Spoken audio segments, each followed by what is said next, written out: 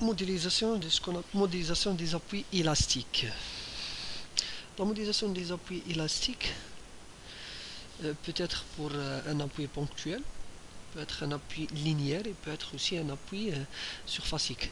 Bon, la modélisation pour les appuis élastiques, la difficulté, c'est comment convertir un état physique à un modèle numérique sur robot. C'est ça la difficulté pour la modélisation des appuis élastiques, c'est-à-dire quand est-ce qu'un appui, on dit qu'on le modélise par un appui rigide ou un appui élastique. L'idée est très simple.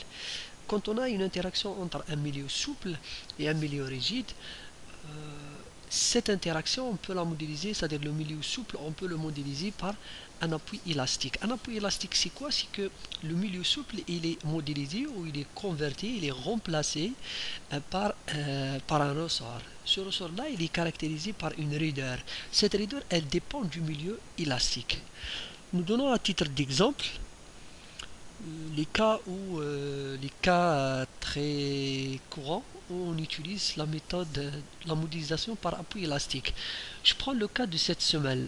La semelle, donc, elle est sollicitée par des charges de la superstructure et elle est posée sur le sol. Maintenant, comment modéliser tout ça? Il y a l'approche automatique qui est un petit peu compliquée, c'est quoi? Qui consiste à modéliser le sol, c'est pas aussi simple, et aussi modéliser la semelle.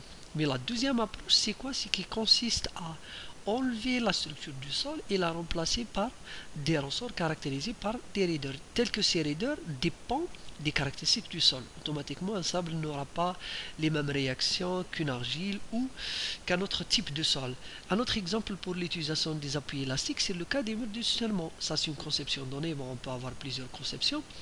Là, on peut modéliser le mur de soutènement par des éléments soit barres, soit panneaux ou autres, et le sol, on le modélise aussi. Mais la méthode sur robot, ça se passe pas comme ça. C'est que la méthode consiste à modéliser ma structure le plus normalement du monde et remplacer le sol par un appui élastique où on a dit donc c'est des ressorts caractérisés par des raideurs et ces raideurs dépendent principalement de la nature du sol. Le cas par exemple des pieux, on peut aussi utiliser la méthode des appuis élastiques. Pourquoi? C'est pour premièrement pour modéliser la pointe, on peut utiliser l'option appui élastique, et pour modéliser que ce soit le frottement positif, négatif, horizontal ou vertical aussi, on peut utiliser l'outil appui élastique. Maintenant, la question qui se pose généralement, et les difficultés généralement c'est où? C'est que pour des semelles ou pour des ouvrages simples, les investigations généralement ne sont pas très approfondies. On trouve généralement soit c'est des essais au pénétromètre dynamique, soit c'est des essais au laboratoire simplifié et pas, par exemple, on ne trouve pas des essais au pression et tout.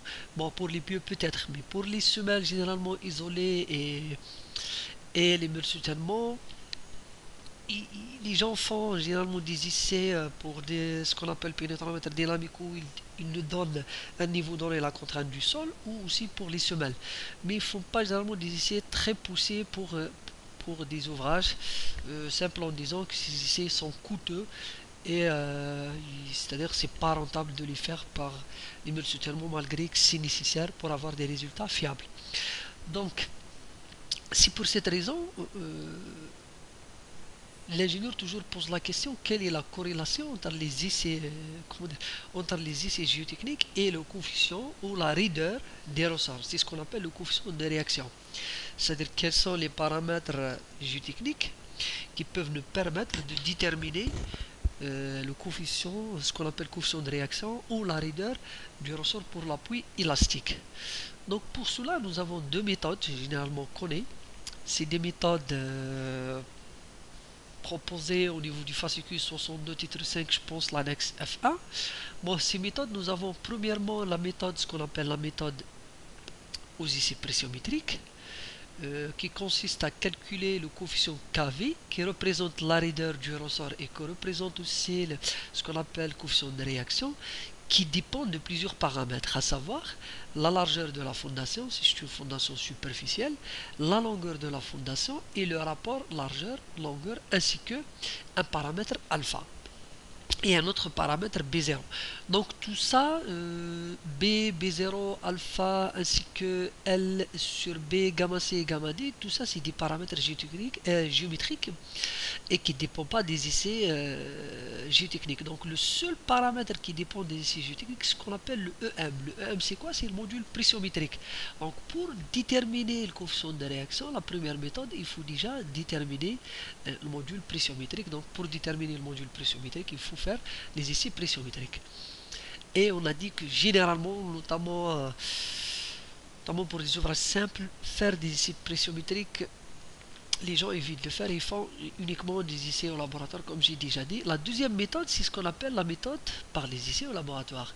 Cette méthode, la formule, elle est un petit peu simplifiée par rapport à la formule du fascicule, par rapport à la formule donnée par le pressiomètre. Donc, il consiste à donner le coefficient de réaction ou la raideur en fonction du module de sol, le E-sol. Le module de sol et aussi en fonction de la largeur et de la longueur. Donc le module du sol, il est donné dans le rapport géotechnique par les essais au laboratoire L et B. Donc c'est des dimensions géométriques. Donc ça, c'est les deux formules qui nous permettent de déterminer le coefficient de réaction ou la raideur qu'on va voir par la suite au niveau du logiciel ROM. Très bien. Reprenons maintenant notre logiciel. Donc on a vu un petit peu quand est-ce qu'on utilise l'appui élastique et quelles sont les deux méthodes de calcul. Donc très bien, je prends à titre d'exemple une barre comme ça pour une section donnée. Dans le plan XZ, ok, normal. Ce qu'il faut faire attention, c'est que les appuis sont par défaut selon l'axe Z. Donc toujours la direction de l'appui, elle est par défaut selon l'axe Z. Je prends une structure comme ça et la commande appui. Très bien. Maintenant, appui, nous avons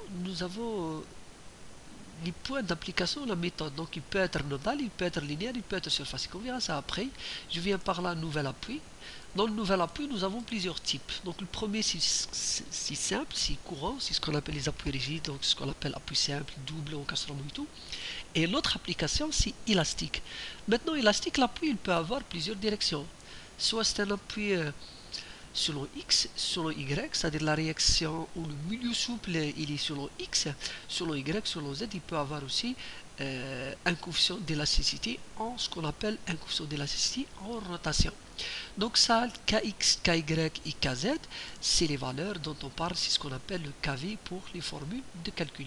Donc quand on calcule kV, donc si ça c'est KY ou KZ, donc ça sera d'autres formules, et ça c'est le cas, KY généralement et KZ, c'est dans le cas des pieux par exemple, pour modéliser le frottement du sol,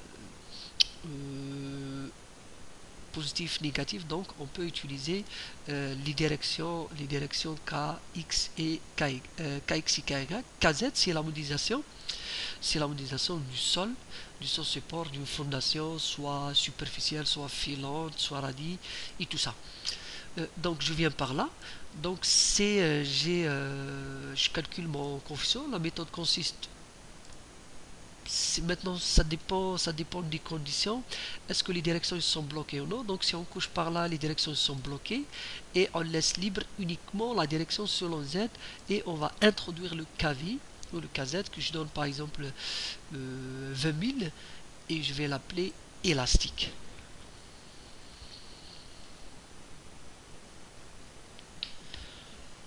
Ajouter, fermer. Je reprends ma commande principale qui est élastique, qui est appui. Je peux cliquer encore sur l'appui pour modifier ses caractéristiques. Si je veux modifier la valeur, je ferme par là. Et je commence par la première méthode, c'est nodal, donc appliqué au niveau du nœud. Donc la méthode consiste premièrement à sélectionner l'appui et cliquer sur le point. Cliquez sur le point. Et je vois bien que ce point-là, que le logiciel a introduit un appui de type élastique qui est modélisé par le ressort. Le ressort, il est caractérisé par quoi? Il est caractérisé par la raideur. C'est ce qu'on appelle le coefficient d'élasticité. Donc cette raideur et ce ressort-là remplace la structure du sol et comme ça, logiciel fait une simulation du sol par ce qu'on appelle méthode de coefficient d'élasticité. Donc ça peut être aussi linéaire et ça peut être surfacique. Pour linéaire, moi je préfère utiliser une autre méthode, c'est ce qu'on appelle appui élastique sur barre. Je ferme comme ça, je viens structure comme ça, caractéristique additionnelle, sol élastique pour barre. Donc ça c'est quand on a une barre, elle est posée sur le sol, donc on peut modéliser aussi. C'est pareil ici, c'est la même chose. Quand je viens appui linéaire et j'applique là, c'est pareil que sol élastique sur barre, mais ça c'est dédié uniquement aux barres posées sur le sol. Je viens par là, donc nous avons déjà des sols. Je clique comme ça et je prends mon coefficient d'élasticité de 20 000 et j'appelle ça Elas 02. Ajouter, fermer, je sélectionne mon appui et je clique sur la barre. Vous allez remarquer que le logiciel a affecté, bon, c'est disparu, pourquoi? Parce que c'est une question d'affichage. C'est une question d'affichage, donc on va vers attributs. C'est pour afficher en quelque sorte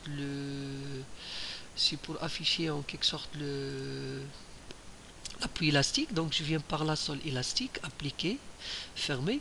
Là vous voyez que le logiciel il a à votre avis c'est des appuis élastiques, c'est des appuis ponctuels, non? C'est pas des appuis ponctuels mais c'est des appuis linéaires. L'idée consiste par la suite, le logiciel quand on génère calcul il va faire des divisions en éléments finis à des petits éléments et chaque élément il est borné par deux nœuds, donc chaque nœud aura un appui élastique. Donc ça c'est linéaire, comme on peut le faire, on fait une division et on applique à chaque point un appui élastique. Je peux le faire d'une manière surfacique, je viens par là, XY, je modélise un panneau comme ça,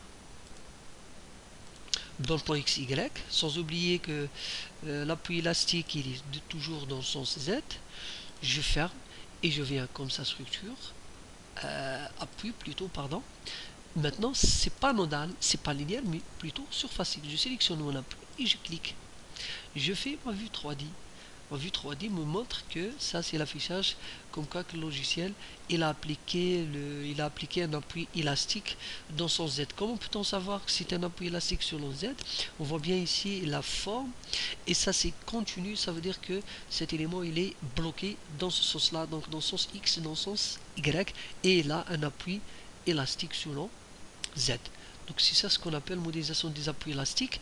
Je peux aussi utiliser la modélisation d'appui élastique pour modéliser les appareils de pont, les appareils d'appui par exemple d'un pont. Donc c'est en néoprène, donc on peut remplacer l'appareil d'appui par un appui élastique caractérisé par une raideur telle que cette raideur est la raideur de l'appareil d'appui.